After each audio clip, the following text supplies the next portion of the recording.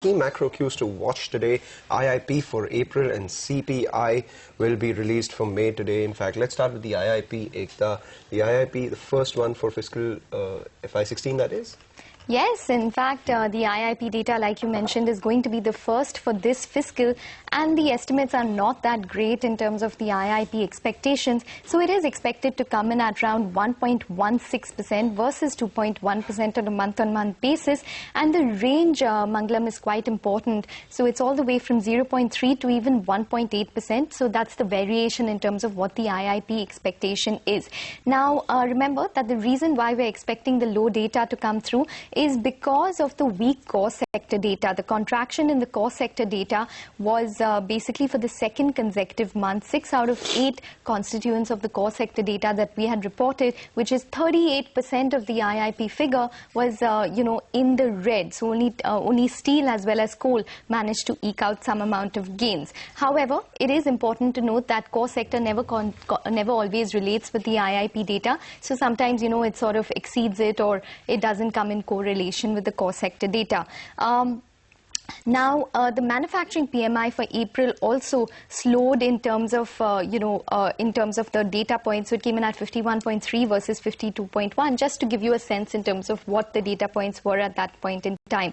But the other leading indicators also are weak, indicating that the IIP is possibly not going to show that amount of pickup that we expect. So, for example, for SIAM, the total sales in April were up only about 1.9%. That is the entire total industry sales. So we've been talking about that. It slowed down in May as well. But April is the data to watch out for because it correlates with IIP. And otherwise, it was the export data also, which fell around 14% for the month of April. So that too was weak, indicating, and remember that exports have been down for the past 5 consecutive months.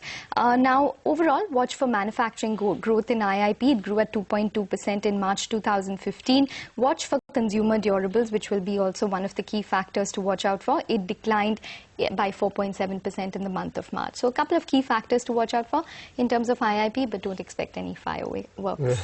So then can we expect some fireworks in the CPI data? Do you think that will come down? Yes, well, in terms of the CPI data, the estimate is that it would possibly come in at around 4.99% versus 4.87% on a month-on-month basis. And the range is seen again anywhere between 4.7 to 5.5%. Now, the core CPI estimate, what we're getting, and that could be completely different from what it comes out to be.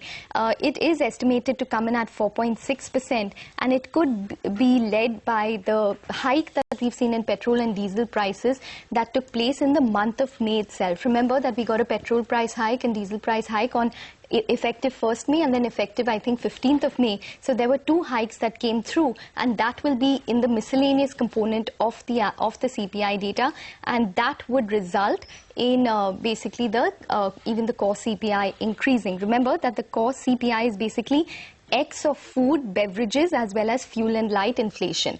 Now, one of the other factors which would result in the May CPI sort of increasing for this month would also be the vegetable prices, which could spike up to levels of around 9 to 10 odd % in April versus 6.63% on a month-on-month basis. And remember that the food inflation had softened to 5.11% in the previous month, but there is data indicating that there could be food inflation which could be led higher by vegetable as well as pulses prices for the month of May itself. So that would be possibly the lead indicators indicating that food inflation could be higher this month. Secondly, there could be a hike in the miscellaneous component, which came in at 3.3%, which could be led by the petrol and the diesel prices in terms of the hike that took place in the previous month. Those are the CPI data's points that we've got all through 2015.